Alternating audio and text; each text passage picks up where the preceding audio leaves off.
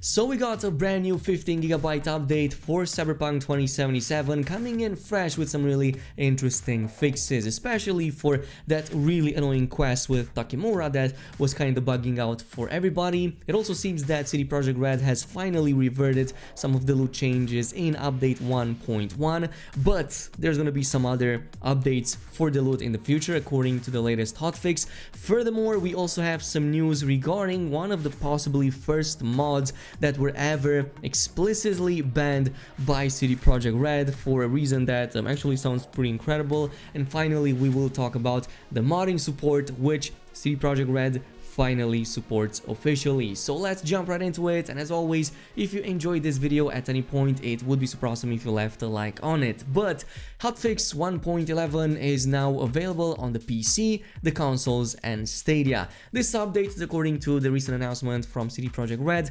restores item randomization and fixes a bug which affected some users' holocall with Takemura in the Down of the Street quest. And bam, here are the hotfix patch notes. So there's only two changes, one of them for the loot randomization being restored to how it was before update 1.1, and second of all, the Down on the Street quest being finally fixed. So it occurred for some players during a holocall with Takemura when using a save made on version 1.06 with the quest in progress at Wait for Takemura's Call objective. After loading such a save on version 1.1, the holocall would lack dialogue options and unblock interactions with other NPCs. Of course, if you still have this, I did mention that in a previous video that there are a few fixes that you can still implement even before hotfix 1.11. But there is actually a really interesting point right here. They did actually revert the randomization changes to the loot, but they also mentioned that the save/load loot exploit that we kind of already know of will be investigated further, likely in the future. So yeah, do this while you still can. Eventually they are going to completely remove the possibility to save and reload the game to change the item stats. So if you're still looking for some legendaries, if you're still aiming to get the best possible stats on the items that you have, then do this, because yeah, eventually it is going to be removed from the game, which also begs the question, what are they going to implement instead of it? Because if they remove the save/load tactic, then this pretty much means that they're going back on the randomization of those stats on the items. Totally let me know down below what is your opinion on all of this. Have you been using this trick? Have you been using this exploit? Do you regret seeing it going? Because personally, I'm seeing a ton of mixed opinions. Some people really like it. Yeah, save scamming can be pretty nice, but at the same time, most people don't like it simply because it seems to take away from the pleasure of actually building up your character. So totally cast your comments in the comment section down below.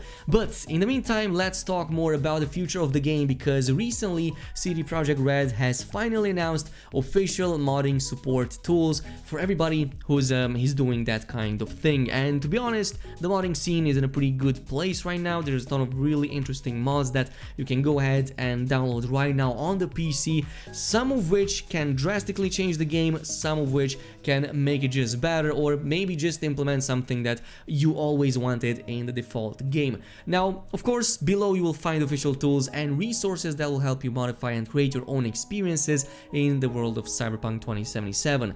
The tools, of course, as the announcement implies, will be continuously updated alongside with game patches to ensure compatibility. Now, the thing about these supposed modding tools is the fact that they are in a pretty bare bones kind of state right now, because you don't really have a dedicated installer, it's not really user friendly, and honestly, unless you are a pretty knowledgeable and experienced modder yourself, you're probably not going to make too much use of this. So hopefully we will see something like the creation kit, the equivalent that Skyrim and other Bethesda games have as well in Cyberpunk 2077 as well. I would really love for CD Projekt Red to eventually implement this in a more user-friendly kind of way, hopefully in a way that lets you more easily explore the game's files and see what types of mods you can create for that. And I'm pretty sure that that's going to add a ton to the longevity of the game. Now, since we were talking about the subject of modding in Cyberpunk 2077, let's also talk about a really interesting development, because I'm pretty sure that this is the very first mod ever to get banned by CD Projekt Red, yeah, ever since the game came out. So Cyberpunk 2077 dev asks fans to stop having SEX with Keanu Reeves. Now, we did explore this possibility in one of the previous videos. You know, we talked about smashing the smasher, like when we talked about replacing Joy Toys in the game with models from other characters. Like many of you pointed out, we even have Panam kinda working the streets right now in one of my playthroughs, you know, just because she needs to pay rent. She no longer lives in the Badlands, so that's the reason why she kinda has to work the streets.